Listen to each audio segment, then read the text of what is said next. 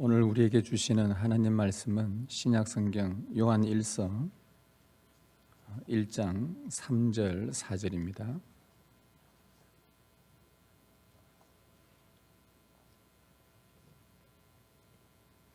신약성경 388면에 있습니다. 요한 1서 1장 3절 4절 한 목소리로 같이 주님의 말씀을 읽겠습니다.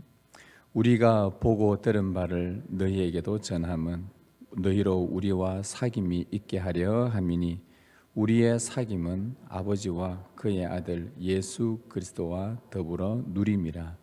우리가 이것을 쓰면 우리의 기쁨이 충만하게 하려 함이라. 아멘.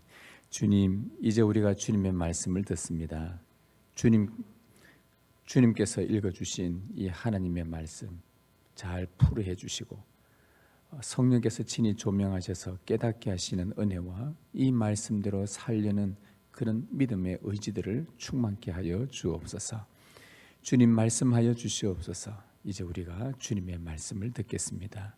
우리 주 예수 그리스도의 이름으로 기도드립니다. 아멘. 우리 아이가 태어나면 출생신고를 통해 가족의 구성원이 됩니다. 가족 구성원이 되면 그 아이는 가정에서 모든 것을 누릴 자격을 얻게 되죠. 아빠와 엄마의 사랑을 충분히 받을 자격이 있고 또 아빠 엄마를 소유할 자격도 있습니다. 그리고 부모가 가진 것을 공유할 수도 있습니다. 예를 들면 부모님의 집인데 마치 내 집처럼 들락달락거리죠. 또 부모님의 자동차인데 내가 그냥 문을 열고 안에 타고 같이 이동하기도 합니다. 집에 있는 대부분의 물건을 함께 사용을 하죠. 부모의 사랑을 받고 부모의 소유물을 공유하는 그런 시간들과 세월들을 오랫동안 보내면서 아이는 부모와 친밀한 가족 공동체가 됩니다. 세상에서 아빠 엄마를 가장 잘 아는 아이가 자라게 되겠죠. 그것은 오래도록 그 가족과 사귀었기 때문입니다. 만일 그 아이가 부모와 같은 집에 살고 있는데 부모와 대화를 전혀 하지 않는다든지 또 교제도 하지 않고 아빠 엄마에 대해서 무관심하고 알고 싶지도 않고 알려고도 하지 않고 가출해버리고 그렇다고 한다면 진정한 의미에서 가족이라 할 수 있겠습니까? 혈육으로 법적으로 가족일 수는 있겠지만 가족을 누리지는 못할 것입니다. 오래도록 서로를 깊이 알아가고 많이 사랑하면서 친밀한 사귐이 동반되어야 참된 가족의 가족됨을 누리게 되는 것이죠. 요한은 이 요한 1서의 편지를 쓴 목적을 5장 13절에서 이렇게 밝혀놓았습니다. 요한 1서 5장 13절에 보면 내가 하나님의 아들의 이름을 믿는 너희에게 이것을 쓰는 것은 하면서 쓰는 목적을 밝혀놓았는데 너희로 하여금 너희에게 영생이 있음을 알게 하려 함이라. 그는 불신자가 아닌 믿는 자들에게 편지를 썼습니다. 그리고 그 믿는 자들, 예수를 믿고 신앙생활 한다는 그들에게 그 편지를 쓴 이유는 그들 안에 영생이 있다는 것을 알려주고 싶었던 것입니다. 아니, 예수를 믿으면 다 생명을 얻고 영생이 있는 것 아닙니까? 그런데 왜 요한은 이 편지를 다시 쓰면서 내가 너희 안에 영생이 있다는 것을 알게 하려 하노라, 왜 이렇게 말을 했을까? 이 말은 믿는 자들 안에 계신 예수님과 너희가 깊이 알아가는 그 사귐이 주님과의 교제가 있도록 하기 위함이다. 이것을 너에게 알려주기 위해서 이 편지를 썼다라고 그 목적을 밝혀놓았습니다. 신앙의 핍박과 어려움을 겪으면 교회를 떠나는 경우가 있습니다. 그 이유는 예수님과 오래도록 사귐이 없기 때문입니다. 예수님을 믿고 구원을 받아서 신앙생활을 하는데 오늘 예수도 떠나고 교회도 떠나고 신앙생활을 하지 않고 왜 그런 일이 발생할까 보니 예수님을 믿고 난 이후에 그 주님과의 깊은 사귐의 교제가 없었기 때문에 교회를 그냥 떠나버린 것입니다. 예수님을 믿는다고는 하는데 그분을 잘 몰라서 신앙을 떠나는 신자들이 요한 당시에 참 많았던 것입니다. 여러분, 구원 자체보다 더 중요한 것은, 구원을 받는 그 순간보다 더 중요한 것은 구원 이후에 하나님과의 사귐입니다. 우리가 죄와 사망의 늪에서 구원을 얻은 것은, 자, 구원 얻었으니 이제 열심히 살아가거라, 이걸로 끝내시려고 구원하신 것이 아니라 바로 주님과 더 깊은 교제 속에 들어가도록 하기 위해서 우리를 건져내신 것입니다. 마귀와 늘 사귀는 그들, 우리를 끄집어내서 다 탈탈 예수님의 보혈로 씻어내고는 이제는 자, 씻었지, 이걸로 끝난 것이 아니라 이제는 주님의 손 안에 푹 잠겨서 주님과 함께 깊이 사귀일 수 있도록, 교제할 수 있도록, 주님을 더 깊이 알아가는 지식의 충만함으로 그 맛볼 수 있도록, 이를 위해서 우리를 건져내신 것입니다. 그래서 구원하신 목적은 주님과의 사귐입니다. 요한은 이 요한 1서를 쓰기 훨씬 전에 요한복음을 썼었습니다. 근데 요한복음을 쓴 목적은 예수 그리스도를 믿어 생명을 얻도록 하기 위해서 그가 요한복음을 썼습니다. 길게 썼지요. 예수는 이런 분이다, 예수는 목자다, 예수는 양의 문이다, 예수는 길과 진리요 생명이다, 예수는 하면서 이 예수님에 대해서 많은 기록들을 하면서 사람들로 하여금 예수님을 믿어 생명을 얻도록, 구원을 얻도록 하기 위해 요한복음을 기록했습니다. 그리고 난 이후에 뒤에 쓴 이 요한 1서는 그러고 보니 예수님을 믿는데 사람들이 자꾸 이 교회 공동체 안에 핍박이 오고 거짓 잘못된 가르침 때문에 교회를 떠나는 사람들이 왜 떠날까? 예수님을 믿었다고 하는데 왜 떠날까? 그에게 이 고민이 든 것입니다. 그래서 요한 1서를 쓰면서 요한복음은 예수님 안에 생명이 있다는 것, 예수님을 믿어 생명을 얻는다는 것을 강조했다면 요한 1서를 통해서는 예수님을 믿은 이후에 그분과의 깊은 사귐을 통해서 교회를 떠나지 않고, 믿음을 떠나지 않고, 예수를 떠나지 않고 주님과의 깊은 사귐이 중요하구나, 이것을 알아서 그가 요한 1서를 써서 누구에게? 불신자가 아니라 믿는 교회들에게 편지를 쓴 것입니다. 너희 교회 안에 떠나가는 자들이 있다. 핍박을 받고 어려움을 당하고 여러 가지 많은 일들로, 여러 가지 생활고를 겪는 어려움으로, 또 그 외에 많은 시련들로 교회를 떠나고 예수를 떠나고 믿음을 버리는 자들이 있는데 그거는 사귐이 없어서 그러니 너희가 하나님과 깊은 사귐 속에 들어가야 된다. 그래야지 너희가 받은 이 구원을 지켜낼 수가 있다, 유지해나갈 수 있다. 그 목적으로 요한 1서를 썼던 것입니다. 따라서 예수를 믿은 자들이 자신 안에 있는 영원한 생명이신 이 그리스도가 이 안에 계신다는 것, 이것을 모르고 또 그분과의 깊은 사귐을 갖지 않는다면 진정한 의미에서 그리스도인이 아닌 것입니다. 앞에서 말했듯이 출생신고를 하고 가족으로 그 아이가 들어왔는데 부모와 같은 집에 사는데 부모와 대화도 싫어하고 부모와 이야기도 하지도 않고 부모에 대해서 무관심하고 알려고도 하지 않고 알고 싶지도 않고, 그렇다고 한다면 여러분, 진정한 의미에서 가족이 아닌 것입니다.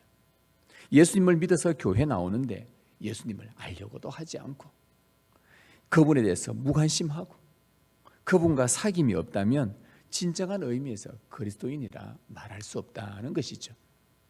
요한은 오늘 본문 3절 4절에서 영원한 생명이신 그리스도와의 사귐을 강조하고 있습니다. 3절에 보면 너희로 우리와 사귐이 있게 하려 함이니, 이 요한은 사귀는 것이, 이 요한 1서를 쓰면서부터 처음 썼던 이 중요한 단어가 사귀는 거예요. 사귀는 것, 교제하는 것.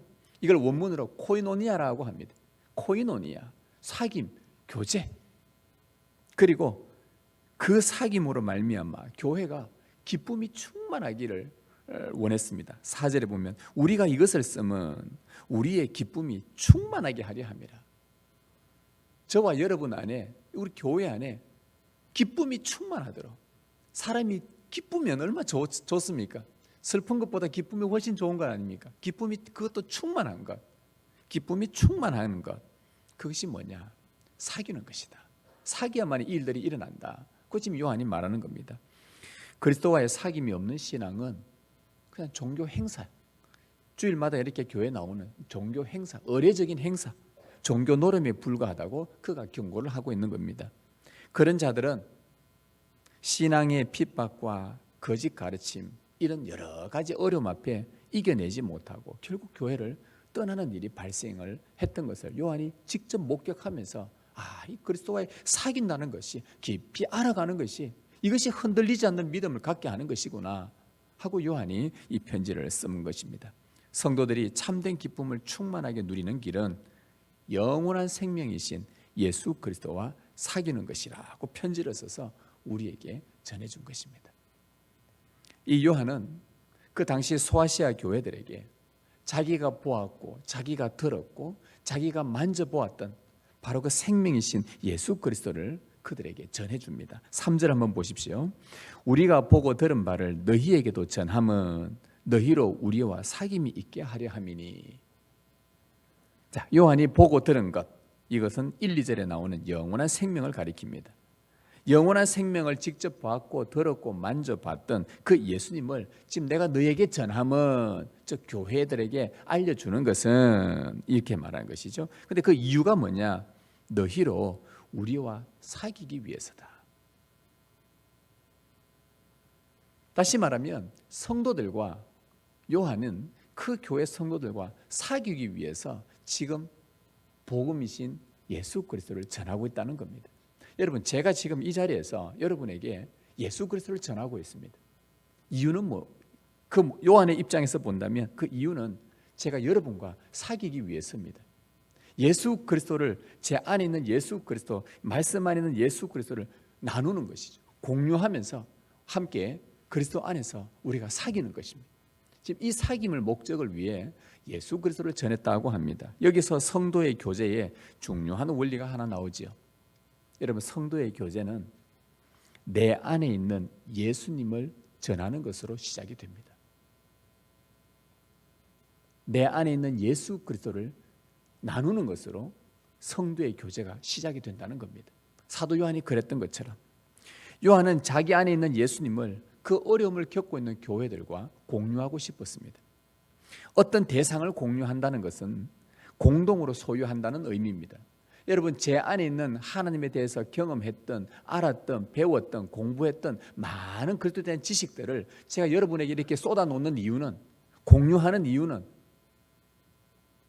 여러분과 함께 공동으로 그것을 소유하고 싶어서 그렇습니다. 혼자 꽁하게 이 좋은 거 내만 봐야지, 내만 갖고 있어야지. 여러분, 그런 게 어디 있습니까? 내놓는 이유는 함께 공유하고 싶었습니다. 함께 나누고 싶은 겁니다. 제 안에 게 나오면 이것 가지고 여러분도 가지게 되고 함께 공유하는 것이죠. 공동으로 사용하는 겁니다. 여러분이 여러분의 집을 여러분의 자녀와 공동으로 같이 이렇게 공유하고 있지 않습니까? 그 말은 같이 산다는 말이죠. 그 말은 자녀들과 같이 살고 있고, 오늘 본문의 단어로는 사귐입니다. 자녀들과 사귀는 겁니다. 같이 사용하는 것이죠. 예수 그리스도를 전하는 것은, 이 공유하는 것은 성도의 사귐의 시작점입니다. 그래서 성도의 교제는 바로 이 예수님을 공유하는 겁니다. 요한은 이 편지를 쓰기 훨씬 전에 예수님과 이 땅에서 이미 3년간 깊은 사귐을 가졌습니다. 예수님을 가까이서 만졌고, 예수님 바로 옆에서 사랑받는 제자였고, 성찬도 같이 나누었고, 예수님도 만져도 봤고, 묻기도 하고, 대답 듣기도 하고, 책망을 듣기도 하고, 자랑하기도 하고, 예수님과 3년 동안 이 땅에 있는 동안 요한이 얼마나 주님과 사귀었는지 모릅니다. 그런데 주님이 성천하신 그 이후에도 이 사귐을 그는 계속 가졌습니다. 주님은 성천하셔서 그 육신은 하나님 보좌 앞에 계시는데 성령으로 임재하신 그 그리스도와 함께 얼마 동안요? 이 편지를 쓰는 그 기간, 약 50년의 세월 동안. 자, 주님이 성천하셨습니다. 그리고 그의 한 50여 년, 그러니까 그의 나이가 80, 90대는 지금 이 나이 때까지, 어떤 신학자는 100세 이상까지 살았다고도 합니다. 여하튼 이 정리를 하면 50여 년간, 성천하신 이후에도 50여 년간, 80, 90 될 때까지 성령으로 임재하신 예수 그리스도와 사귐을 지속했었습니다. 이 요한이 그랬어요. 그 사귐 때문에 그가 어떤 환난도 이겨낼 수 있었고요, 또 어떠한 박해도 잘 감당을 했었습니다. 그냥 교회에 왔다 갔다 하며 믿은 것이 아니라 직접 보았고 직접 들었고 직접 만졌던 주님과 평생을 그렇게 교제하며 사귀며 살았던 것이죠. 예수님과 그 사귐으로 인해서 얼마나 구원에 대한 자신도 있었고 천국에 대한 소망도 분명했고 고문과 신문과 채찍과 여러 아픈 많은 고난 속에서도 내가 이 믿음을 잃지 않고 교회를 떠나지 않고 예수 그리스도를 붙들고 갈 수 있었던 것은 주님과의 오랜 사귐 때문이었습니다. 그것이 붙들게 했던 그 힘이었죠. 그랬던 그가 이 마음에 한 가지 소원이 생겼습니다. 자기만 갖고 있어서 안 될 것 같습니다. 이 예수 그리스도를, 이 주님과의 사귐을. 그래서 그 당시에 환난당한 교회와 함께 예수님을 공유하고 싶었던 겁니다. 바로 이 예수와 사귀는 것. 그래서 주님과의 사귐은 환난을 충분히 이겨내고 주님 나라에 들어갈 수 있다는 확신을 주기 때문이었죠. 그래서 자기가 직접 보고 듣고 만졌던 그리스도를 교회에다가 생생하게 전해주므로 내가 이것을 전하는 것은 너희와 내가 사귀기 위해서다. 예수 그리스도 안에서 너희와 사귀기 위해서다 하면서 예수님을 전해줍니다. 이처럼 성도의 사귐은 영원한 생명이신 예수 그리스도를 공유하는 것입니다. 나누는 것입니다. 예수 그리스도 공동으로 소유하는 것입니다. 여러분 안에 가장 존귀한 그리스도를 옆에 있는 다른 성도들과 나누어 준다면 여러분은 그 성도와 영원한 생명 안에서 교제하고 있는 것입니다. 사람마다 깨닫는 정도가 다릅니다. 어떤 사람은 또 이 말씀을 깊이 이렇게 깨닫기도 하고 어떤 사람은 아직 얕은 수준의 깨달음도 있습니다. 그런데 그 둘이 교제를 하게 되면 어떤 일이 벌어질까요? 하나님에 대해서 요 정도 알고 있었던 그 사람은 이 사람을 통해 하나님이 이런 분이시구나. 하나님이 이런 분이시구나. 이 성도의 교제, 예수 그리스도를 공유함으로 성도의 사귐이 교회가 환난 중에도 느끈히 이겨나갈 수 있는 것입니다. 여러분 안에 이 예수 그리스도가 살아계십니까? 예수를 믿어 구원 얻은 것만이 아니라 구원을 주신 그리스도와 오래도록 사귀면서 그분을 또 알아가는 지식이 점점 자라가면서 주님이 주신 기쁨으로 충만하고 계십니까? 여러분 안에 충만케 하신 예수님의 그 생명과 그분의 선하심과 그분의 거룩함과 그분의 그 아름다움을 지체들과 공유하기 시작하면 여러분은 성도와 사귀는 것이요, 성도의 교제를 이루어가는 것이요, 그 교제로 말미암아 환난 중에 처한 여러분과 교회가 승리할 수 있게 되는 것입니다. 이 성도의 사귐이 얼마나 큰 힘이 되는지 모릅니다. 요한은 아까 앞에서 말씀드렸던 이 요한 1서를 쓰기 전에 훨씬 전에 먼저 썼던 요한복음에서 이러한 내용들을 하나 알려준 적이 있었습니다. 요한이 수가성 사마리아 여인을 소개하면서 예수님과 만났던 그 이야기를 그가 요한복음 4장에서 기록을 해놓습니다. 마치 요한이 그 마음에 그 뜨거운 예수 그리스도를 전해주고 싶어하는 이 마음을 이 여인에 빗대어서 사도 요한이 글을 썼는데 그 우물가에서 자신의 끝나지 않는 그 영적 갈증을 해결해준 생명수의 근원이신 예수님을 거기서 만납니다. 근데 아주 짧은 교제였습니다. 사실 유대인과 그 이방 사마리아에는 상종할 수 없는 그런 관계였는데 예수님은 그 여인에게 가까이 갔습니다. 우물가에 있는데 그 여인이 옵니다. 이야기를 나눕니다. 그 짧은 사귐과 교제였는데 거기에서 그 여인은 영원한 생명을 얻어버립니다. 그리고 난 후 그녀가 어떤 행동을 합니까? 물 떨어왔다가는 물동이를 내던져 버리고는 자기 마을로 막 뛰어갑니다. 뛰어가서는 내가 메시아를 만났다. 그러면서 그리스도를 그 마을 사람들에게 전하죠. 사마리아의 첫 선교사가 된 것입니다. 직접 들었고 봤던 영원한 그 생명이 비록 짧은 시간이었지만 그녀 안에 아주 강렬하게 그 주님이 살아있었고 그 영원한 생명을 마을 사람들과 공유를 하면서 예수 그리스도 그 생명을 나누면서 그 마을은 순식간에 그 짧은 시간에 성도의 사귐 곧 교회가 되어버린 것입니다. 핍박과 거짓 가르침으로 혼란에 빠진 교회가 어려울 때에 요한이 교회를 사수하려고 제일 먼저 했던 일은 이거 내 교회인데 이거 지켜야 되는데 그게 아니라 바로 예수 그리스도를 전하면서 그 그리스도를 공유했던 것입니다. 좋은 소식은 나누어야 하는 것처럼 그리스도의 생명은 나누어야 합니다. 코로나로 또 비롯해서 여러 어려운 일들로 우리 주위에 길을 잃고 낙심하며 상처 가운데 있는 성도들이 많이 있습니다. 여러분, 그들에게 보면, 눈으로 보면 보입니다. 아, 힘들구나. 왜? 사람은요, 이 눈은 마음의 등불이지. 예수님이 말씀하셨잖아요. 눈을 보면 정확한 거는 몰라도 지금 약간 마음이 어렵구나, 힘든 가운데 있겠구나. 우리가 어느 정도는 우리 안에 성령이 교통하기 때문에 파악할 수 있습니다. 그들에게 가서 예수 그리스도를 나누십시오. 내 안에 예수 그리스도가 오셔서 만나 주셨던 그 주님을 공유하십시오. 여러분의 자랑이나 공로나 업적이나 옷이나 자동차나 집이나 재산 등등 그런 것들로 관심 사는 것보다 여러분 안에 거하시는 영원한 생명이신 그리스도를 나누십시오. 교회 왔다 갔다 하면서 피상적으로 알고 있는 그 예수가 아니라 오래도록 주님과 사귀면서 그 주님을 아는 지식의 풍성함을 맛보고 매 순간 함께 해주셨던 영원한 생명이신 예수님을 나누어 주십시오. 이 일이 내키지 않는다, 이 일은 나는 별로 재미없다, 즐겁지 않다 한다면 여러분은 지금 영원한 생명이신 예수님과 사귀지 않고 있다는 증거입니다.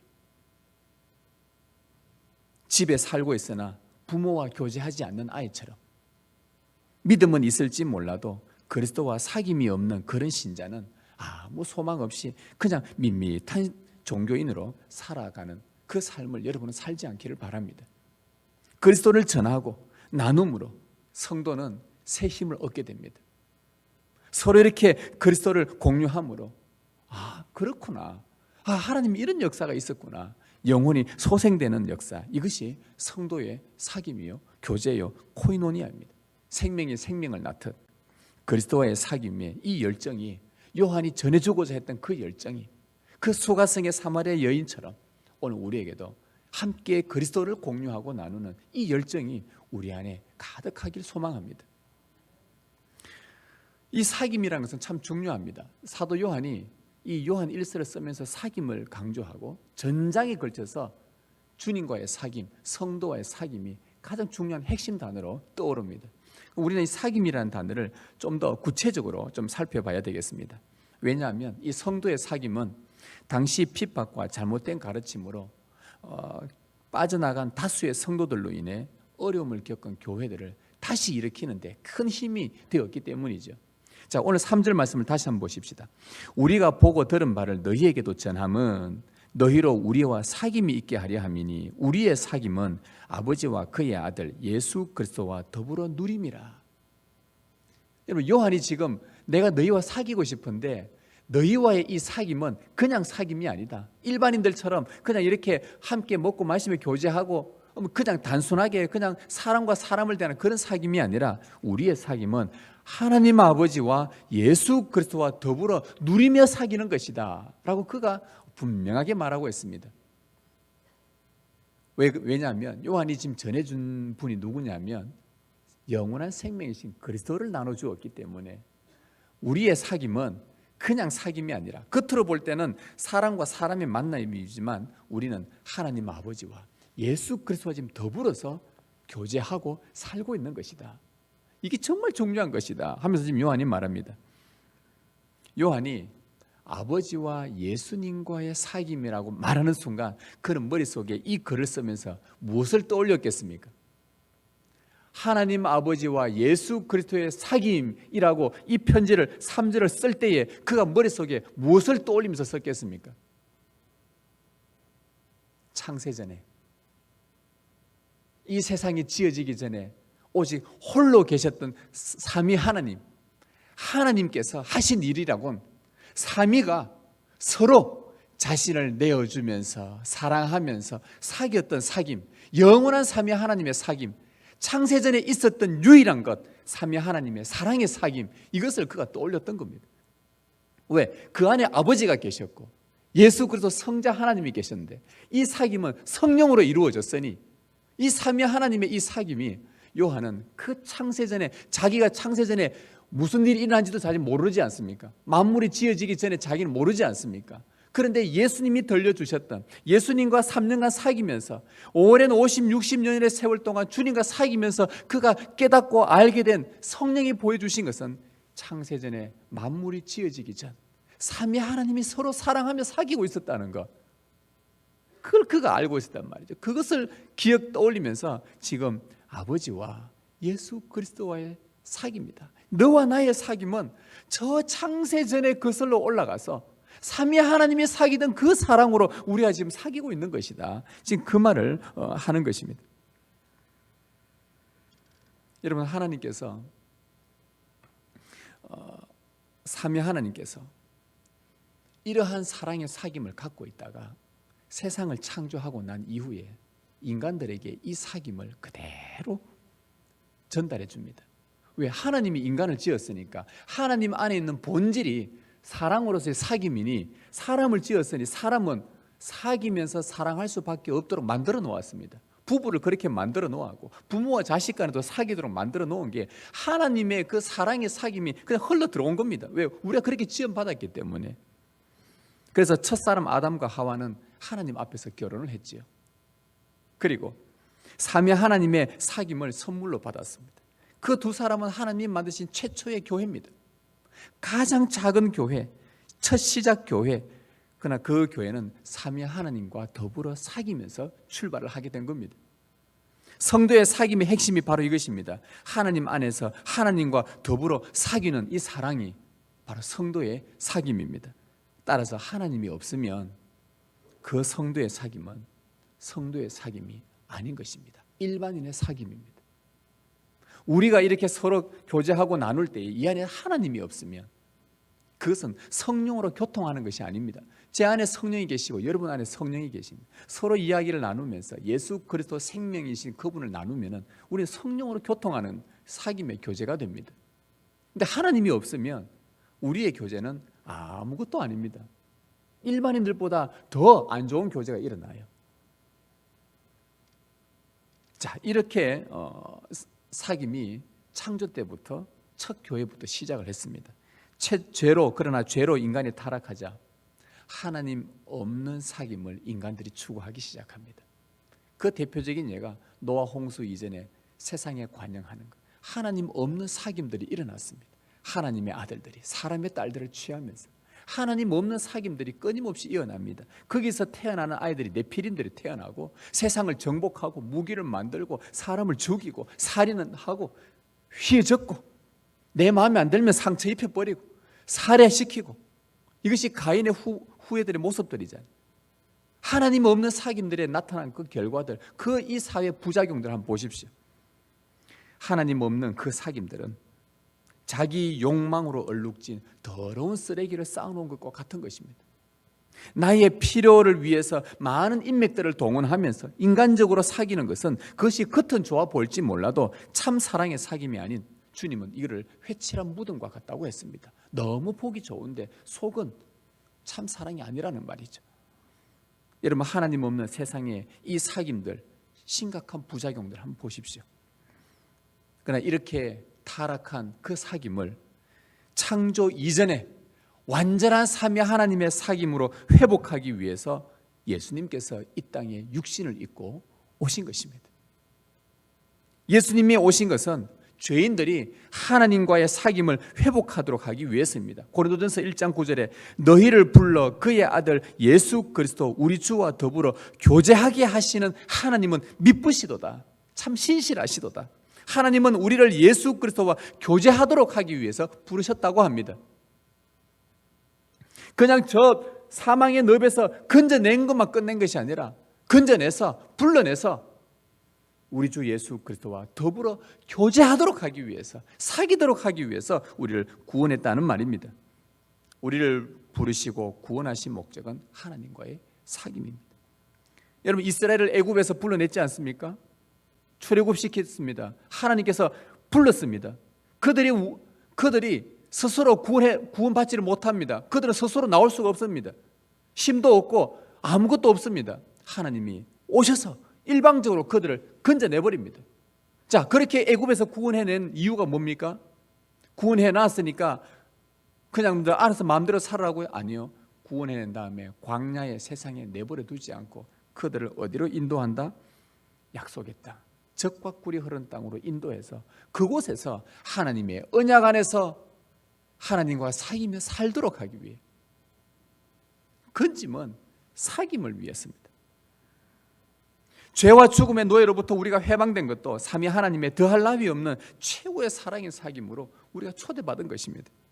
우리가 예수 믿으면 천국 간다고 하지 않습니까? 쉽게 말하지 않습니까? 예수 믿으면 천국 간다. 그게 천국 간다는 의미가 뭡니까?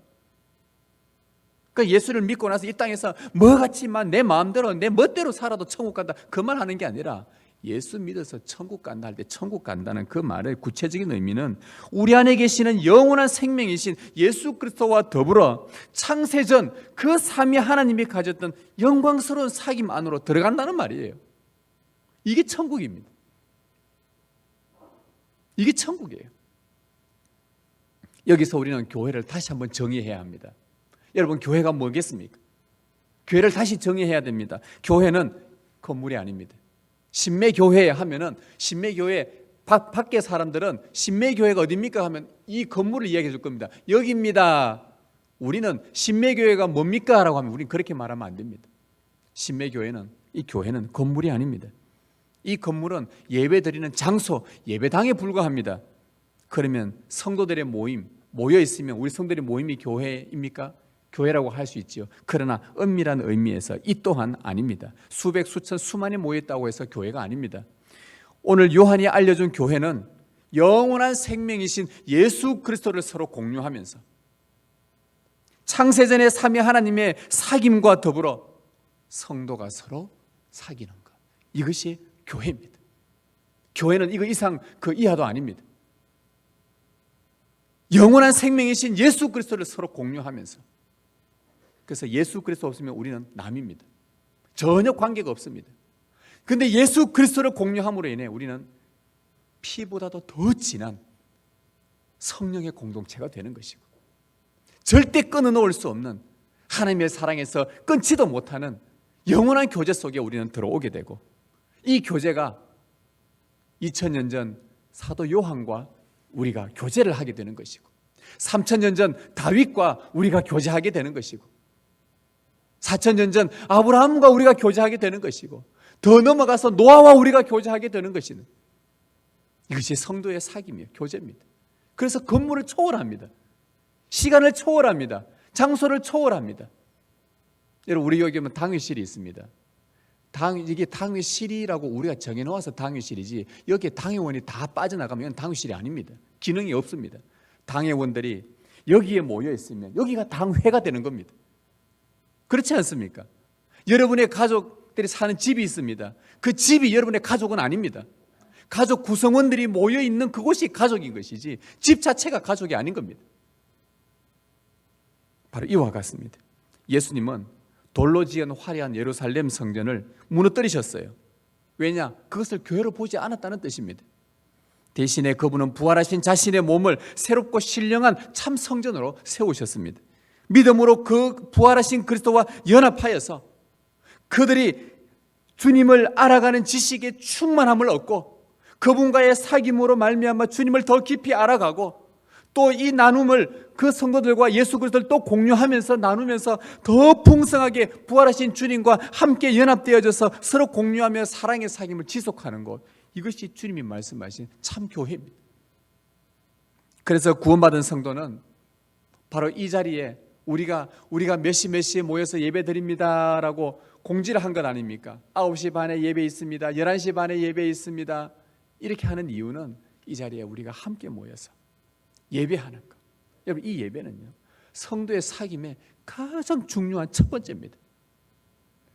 아무 생각 없이 그냥 이 자리에 앉아 있는 것이 아닙니다. 여러분, 오늘 이 자리에 그냥 아무 생각 없이 멍하게 그냥 눈 떠보면 아이고 오늘 주일이네, 교회 가야 되겠네, 그리고 이 자리에 오셨습니까?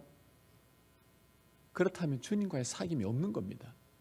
주님은 우리의 예배를 그렇게 부르시지 않으셨습니다. 너희들과 내가 사귀고 싶어서 주님이 이 자리에 불러주신 겁니다. 아무 생각 없이 앉아있는 것이 아닙니다. 예배 순서 하나하나를 통해 지금 이곳에 임재하신 영원한 하나님과 사귀는 겁니다. 지금 말씀을 주시면서, 복음을 주시면서 예수 그리스도와 지금 우리가 하나님께서 사귀고 있는 것입니다. 주님이 지금 사귀시려고 지금 임재하신 것입니다. 예배당에 참석했다고 하나님과 사귀는 것이 아니라 성령께서 영원한 생명이신 예수 그리스도를 보여주시고 또 그분의 말씀을 들려주실 때에 우리는 그 말씀을 집중하면서 지금 하나님과 사귐을 이어가는 겁니다. 여러분, 지금 들려주시는 이 말씀은 생명이신 예수 그리스도이십니다. 그분이 말씀으로 임재하신 것입니다. 말씀으로 오신 것입니다. 하나님 보좌에 계시는 그분께서 하나님이 벌떡 일어나셔서 보고 계시고 내려오시고 우리는 천상으로 들려져서 그곳에서 주님과 함께 혼인잔치를 이루는 것이 바로 이 예배입니다. 사귀는 겁니다.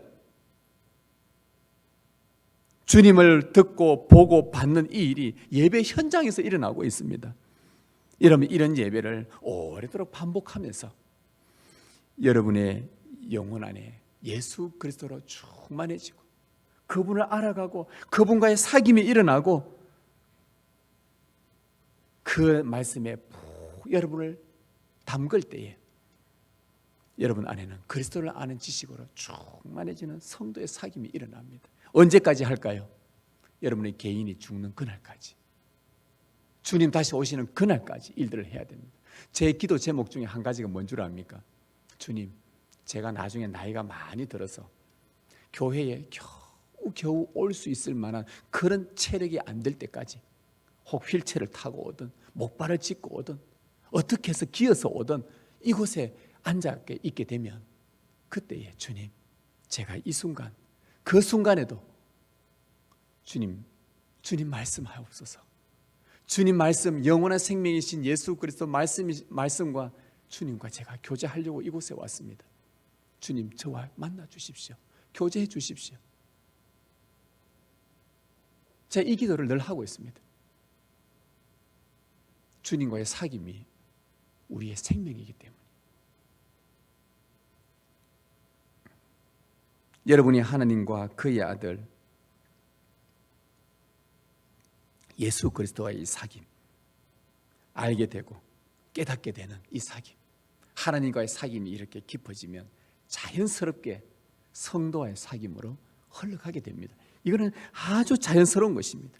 생명이 생명을 낳듯이, 진리가 진리를 낳듯이 그리스도와의 사귐을 경험한 자는 이 그리스도를 다른 성도들과 공유하여 그 사귐으로 또다시 생명과 진리를 만들어냅니다. 요한이 그렇게 한 것처럼 우리도 성도들과 그리스도를 공유하며 은혜를 나누는 것입니다. 여러분, 주님 안에서 누렸던 그 풍성한 은혜들이 많지 않습니까? 혼자 꽁하게 혼자만 갖고 있을 겁니까? 나누어 주십시오. 성도들과 공유하십시오. 식탁에 교제를 하면서 차를 마시면서 그간 경험했던 하나님과 그분의 생명의 말씀을 나누십시오. 많이 나누십시오. 그리고 성도와 이 진리의 말씀을 나누는 것뿐만 아니라 또 한 가지 더, 여러분의 성도의 사귐은 실제적으로 그들에게 필요한 사랑의 나눔도 동반되어야 합니다. 말씀만 나누는 게 아니라, 진리만 나누는 게 아니라 이것 못지않게 그들의 실제 필요한 사랑의 사귐도 나누어야 된다는 겁니다. 주님 말씀하셨습니다. 오직 선을 행함과 서로 나누어 주기를 잊지 말라. 이 같은 제사를 하나님이 기뻐하시니라. 나누어 주는 것을 잊지 말아라. 하나님은 이곳에서 예배드리며 영원한 그리스도에 푹 빠지는 하나님과의 사귐 못지않게 성도들에게 나누어 주는 것도 삶의 예배라고, 성도들에게 나누어 주는 것도, 가난한 자들에게 나누어 주는 것도 성도의 사귐이라고 했습니다. 그래서 이것을 우리 성경은 연보라는 단어로 표현을 한 겁니다.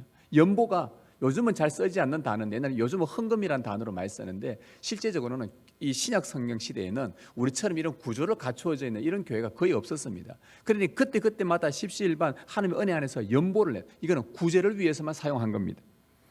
바울은 가난한 자를 그냥 두지 말라는 구약의 말씀을 기억하면서 고린도 성도들에게, 야, 너희가 이 사랑의 사귐을 위해서 너희 안에 그리스도의 생명이 있다면, 그리스도의 생명을 나누었다면 그건 못지않게 다른 연약한 성도들을, 그들을 돕기 위해서 너희들이 후하게 연보해라.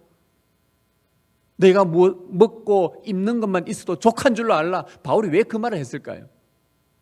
그거 외의 것들로 끊임없이 나누어라. 여러분 나누면요, 하나님께서 내가 살 수 있는 양이 있지 않습니까? 한 달 살 수 있는 양이 우리 안에 정해져 있습니다. 그런데 이 안에서 내가 더 내고 더 나누면 하나님께서 보고 계십니다. 내가 이만큼 갖고 살아야 되는데 이만큼 떼서 나누어 줬다는 말, 하나님이 이만큼 부족하다는 거 알고 있어요. 우리 하나님도요. 그거에서 하나님께서 얼마나 채워주겠습니까? 주라, 그리하면 내가 흔들어 눌러보서 너에게 채워주리라. 이게 주님의 약속이지 않습니까? 이게 교회 주신 약속이었습니다. 요한이 예수님을 직접 보고 만진 것처럼 예수님은 가난한 성도들을 직접 보고 만질 수 있도록 우리 옆에 두셨습니다. 그들에게 영원한 생명도 나누어 줄 뿐만 아니라 여러분에게 주신, 하나님이 여러분에게 주셨던 물질과 시간들도 나누어 주십시오. 이것이 영원한 생명이신 그리스도를 공유한 성도의 사귐입니다. 여러분, 이렇게 사귀면 이러한 사귐들, 하나님과의 사귐, 성도의 사귐, 이 좋은 창세 이전의 사귐으로 가면 그 결과는 무엇인가? 결과가 뭐겠습니까? 여러분 안에 기쁨이 충만해집니다. 4절이죠. 우리가 이것을 쓰면 우리의 기쁨이 충만하게 하려 함이라. 기쁨입니다. 이 기쁨을 얻기 위해서입니다. 그리스도의 사귐의 기쁨을 먼저 경험했던 누군가가 다른 지체들에게 그 생명을 공유하는 일이 반복되면 교회 안에는 곳곳에서 웃음소리, 기쁨의 소리가 계속 충만하게 맺혀가는 것입니다.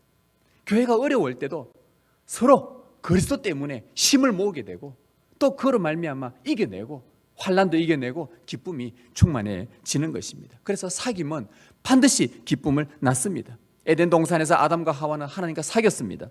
그 두 사람이 하나님 안에서 부부로 또 그들도 깊이 사귀었습니다. 그들의 삶은 기쁨으로 충만했습니다.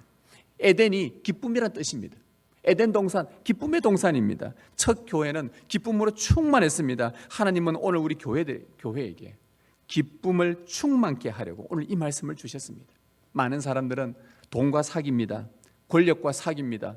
약물과 사귑니다. 도박과 사귑니다. 음란물과 사귑니다. 술과 사귑니다. 이런 것들을 사귀는 이유가 뭐냐? 자기 기쁨을 위해서 이렇게 사귑니다. 그런데 과연 이런 것들이 여러분에게 기쁨을 줄까요? 하나님이 없는 사귐은 결국 왜곡되고 변질된 기쁨, 악마적인 잘못된 그런 쾌락들을만 가져다 줄 뿐입니다. 이런 일에 자신의 시간을 쏟다가 마지막에 땅을 치며 후회하게 됩니다. 인간의 참 기쁨은 아버지와 그의 아들 예수 그리스도의 사귐 안에서 온다는 원리는 결코 바뀌지 않습니다. 진리입니다. 잘못된 사귐, 잘못된 쾌락을 바로잡는 유일한 길은 그리스도 예수와의 사귐을 회복하는 것입니다. 예수님은 십자가 돌아가시기 전에 제자들에게 마지막 말씀을 많이 하실 때에 주로 강조했던 것이 바로 기쁨이었습니다. 너희가 내 안에 거하고 내 말이 너희 안에 거하면 내 기쁨이 너희 안에 있어 너희 기쁨을 충만하게 하려 함이라. 예수님이 목적은 우리의 기쁨을 충만하게 하는 것인데 그 방법은 너희가 내 안에 거하고 내 말이 너희 안에 거하도록 거하는 것, 사는 것, 사귀는 것, 교제하는 것, 이것은 주님의 기쁨이 우리 안에 머물러서 여러분의 삶을 기쁨으로 가득하게 하는 유일한 길입니다. 성도 여러분, 이제 말씀을 맺겠습니다. 식탁에 식사가 차려져 있다면 먹어야지 배부릅니다. 내 손에 빵이 쥐어져 있으면 빵을 먹어야 배부릅니다. 식사가 있는데도 먹지 않는다면, 손에 빵이 있는데도 내가 먹지 않는다면 배가 고픈 것입니다. 이처럼 영원한 생명이신 예수님이 여러분 안에 계시는데 그분을 먹지 않는다면, 다시 말하면 그분과 사귀지 않는다면 여러분의 영혼은 여전히 배가 고플 것이고 영적 허기로 공허할 것입니다. 예수님을 믿어 구원은 얻었으나 그 예수님과 사귐이 없다면 영원한 생명을 제대로 누리지 못한 채 밋밋한 그런 종교인으로 살아가게 될 것입니다. 교회는 예수 믿고 다니는 곳이 아니라 영원한 생명이신 그리스도와 사귀는 곳입니다. 또한 그리스도로 말미암아 누린 영원한 생명을 다른 성도들과 공유하는 곳입니다. 예수님 안에서 하나님과의 사귐이 지속되게 하시길 바랍니다. 성도와의 사귐도 지속되게 하십시다. 하나님의 부름을 받은 아브라함이 75세 때 부름받아 176세에 돌아갔는데 그 100년 동안 아브라함은 하나님과 깊은 사귐 속에 보냈습니다. 아브라함의 마지막 생의 말년에 하나님이 아브라함을 뭐라고 불렀는 줄 아십니까? 그는 나의 벗이라, 친구라고 불러주었습니다. 오랫동안 사귀었기 때문에, 오랫동안 우정을 나누며 사귄 사이를 우리는 친구라고 말합니다. 하나님께서 아브라함을 친구라고 불러준 것처럼 오늘 여러분도 하나님의 친구 벗이라 불러줄 만큼 주님과 친밀한 사귐을 갖기를 바랍니다. 이제 혼자 있지 마십시오. 여러분은 혼자가 아닙니다. 혼자 신앙생활 하지 마십시오.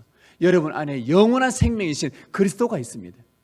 옆에 있는 지체들도 영원한 생명 그리스도가 있습니다. 만나십시오. 나누십시오. 전해주십시오. 여러분이 받았던 은혜들을, 충만한 그 은혜들을 조그만 거라도 나누어 주십시오. 배가 되고 3배가 되고 10배가 됩니다. 여러분 안에 그리스도의 생명, 그 주님과 사귐을 즐거워하십시오. 성도들과 생명의 사귐을 나누며 사귀십시다. 그 사귐으로 여러분 안에 영원한 생명이신 그리스도 예수로 말미암아 기쁨이 충만해지기를 주님의 이름으로 축복합니다.